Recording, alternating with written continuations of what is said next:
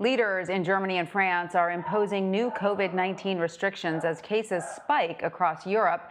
President Emmanuel Macron says France will begin a month-long partial lockdown starting tomorrow. Only schools and factories will be allowed to stay open. In Germany, Chancellor Angela Merkel warns of a difficult winter ahead. Bars, restaurants, cinemas, and theaters will all close next week. CBS News foreign correspondent Roxana Saberi joins me now. Hi, Roxana. So when France entered a lockdown back in March, both schools and factories were closed. But as we mentioned this time around, schools and factories are allowed to remain open. So do we know what's behind this policy shift?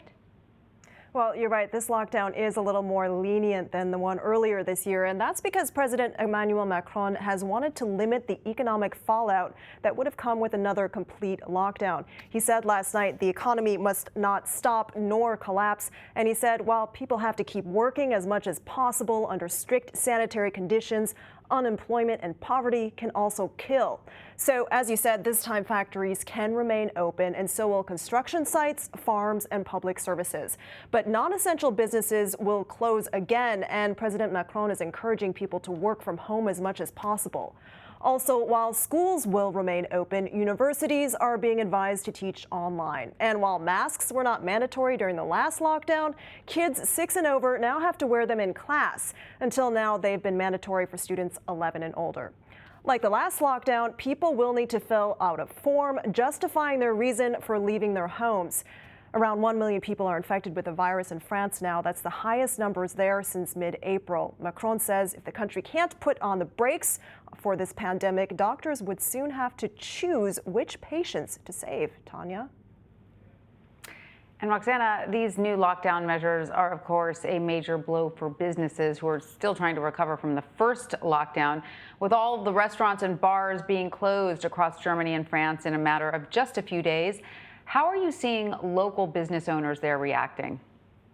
Well, in France, business leaders have warned that another tough lockdown would bring another round of layoffs and bankruptcies. The president of France's largest employers' federation said these latest measures will lead to what he calls considerable economic and human damage. And the head of France's main hospitality union says his industry is unfairly being singled out. Now, in Germany, Chancellor Angela Merkel says the government will compensate certain affected businesses for up to 75% of their losses. But the German Hotel and Restaurant Association called the latest restrictions bitter. They say desperation is growing. There have also been protests, Tanya, in Germany by people who claim the restrictions are unwarranted.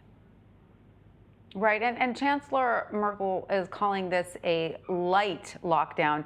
How does it compare to what the country's lockdown measures were in France, and how is her handling of the pandemic being viewed by Germans?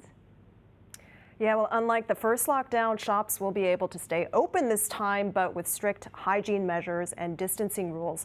Schools, daycares, and hairdressers will also be allowed to stay open. And the chancellor is advising Germans to avoid unnecessary private journeys, including visits to relatives. Police controls will be stepped up to make sure people are complying. According to a German statistics agency, about a third of Germans say the new measures do not go far enough, but that's double the number of people who think they go too far. And in answer to your question about Merkel's popularity, Tanya, in general, it has been very high. And the Pew Research Center said earlier this month, that more than 88% of Germans are positive about their country's handling of the virus. Before this lockdown, masks and efficient testing had helped keep the infection rate relatively low. Tanya. All right, Roxana Saberi, thank you.